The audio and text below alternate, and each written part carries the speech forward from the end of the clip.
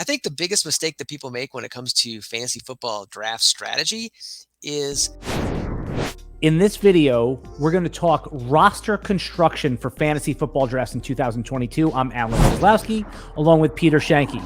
What do you think is the ideal way to construct a fantasy football roster in 2022? if you're playing one of these humongous prized, $1 million best ball competitions, you're going to craft your roster with a lot of risk and upside and correlation. Those are going to be huge factors to try to win it all. But if you're in your hometown league and a finish where you're going to finish, just make the playoffs, be one of the top 4 or 6 teams, you're going to have some pride and you got a shot in the playoffs, then it's a totally different strategy. Then you want high floor. You want to not take as much chances, maybe not have as much correlation. So it really kind of depends on what your goals are. And I think people really need to figure that out before they go down any strategy. Because a snake draft is kind of like a choose your own adventure thing, I like to say. The first pick you make sends you down a certain path. If you go running back, which is the traditional format of how people do it, you're in pretty good shape. But you've got picks in the first 2 rounds that traditionally have had a lot of injuries and bust, and now you've left yourself up with some potential holes, and it's really hard to get pick the wide receivers week to week. But the first pick you make is really big, not so much because it's a pick that's necessarily going to win your league for you, but it sets you on a path for your strategy that you can't get out of. Do you recommend that people reach up in the top 3 rounds to take their tight end? Or does that set you back as well? But generally speaking, historically, tight ends are players who get injured at a higher rate than wide receivers, or quarterbacks. So you're talking about players that are blocking, it's physical, and even the guys who are more wide receivers are still involved in a lot of action near the trenches, and they get hurt. So you're taking an asset that's gonna, that busts at a high rate because of injury. But it does give you an edge. And then obviously you're also behind on amassing wide receivers and running backs. What do you think a common mistake that both experienced and newer fantasy football players make when deciding how to construct their roster in the first couple rounds? I think the biggest mistake that people make when it comes to fantasy football draft strategy is thinking that you can amass a lot of wide receivers and then pick the wide receivers week to week. I'm a big advocate of the early wide receivers. I love picking in the back half of the draft, taking 2 stud wide receivers and then a lot of running backs, because running backs are usually binary. Usually they're playable or not playable. They either have a meaningful role and are going to get touches or they're not.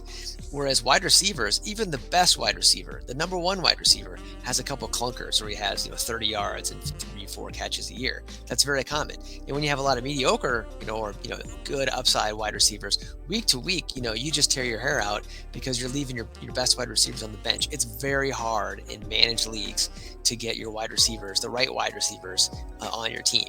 So it's a way easier strategy to go wide receiver early, plug those guys in. Don't even think about a Jamar Chase or Justin Jefferson or someone like that. What do you think is the best way to play quarterback in a single quarterback league this year? I'm generally just going to wait, right? I'm not going to take the top guy. I'm probably going to be the last guy to take a quarterback. Maybe in the 6th, 7th, 8th round, I'll jump in for a Russell Wilson. But I don't mind waiting all the way for Kirk Cousins, or even if there's a quarterback run, ending up with like some high upside guy like Trevor Lawrence. Because with the 12-team league, there's always quarterbacks on the waiver wire. So you can, if your guy gets hurt, you grab somebody. You can mix and match. You can get a couple of them. Never take a backup quarterback either. That's the other thing. If you're in a 1 quarterback league, 12 teams, you can always get a backup. There's always someone there. There's no reason to ever have a backup on your bench. In a super flex draft, every draft is its own micro market. In some drafts, the top 7 or 8 picks, quarterbacks. In the draft you did, people prioritize the position players. So I think that's really important if you're in a super flex draft. Don't get locked into a quarterback strategy. Watch the market. It's very similar to other sports. In fantasy baseball, pitchers are the most valuable players at the end of the year, but they're very hard to project, right? They're up and down, and every league is different. Some leagues, they'll be, if you do a draft style, some like NFBC, sometimes it's pitcher crazy, and then everyone's taking starting pitching, and then you'll be in the same exact format in different league, and everyone will wait, and there won't be a pitcher. There'll be like hardly any pitchers taken in the first few rounds. So it's very similar with quarterbacks if you're in a super flex league, and sometimes 1 quarterback league as well. Most of us still play in leagues that have kicker and defense.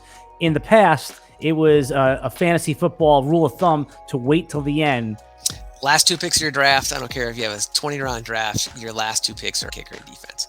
And there's really 2 reasons. And one is there's always a replacement on the waiver wire. When you have players that are hard to replace on the waiver wire, you got to amass a whole bunch of them. But you can always get a kicker. You can always get a defense. You always get some points, right?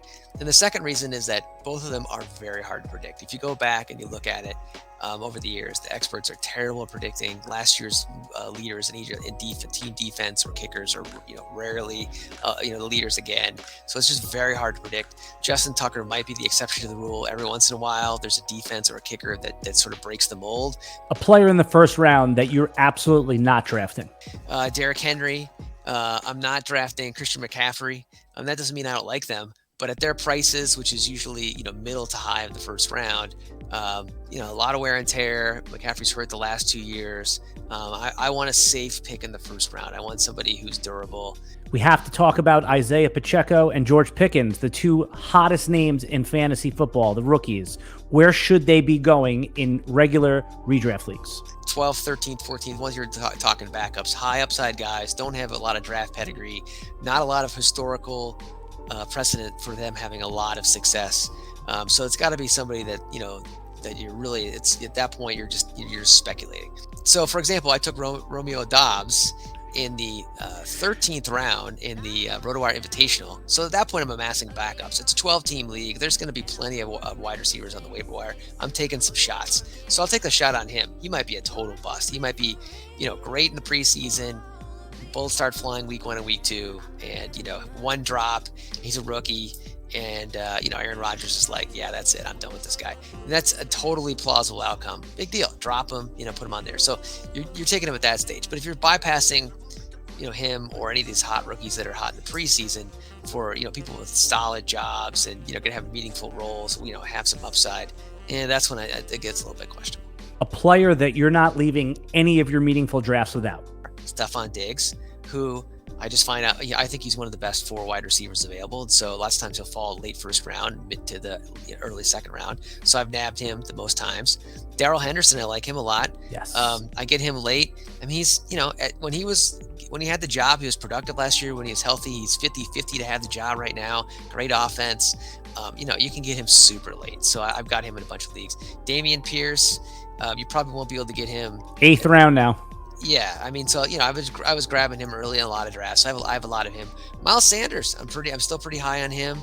I know there's been a lot of noise this preseason about, is he gonna get the ball, all that kind of stuff. But he's gonna get more. He's gonna get a touchdown this year. Some touchdowns. It's gonna regress positively. He's in the right offense, good offensive line. Is there supposedly a dead zone for running backs? Right.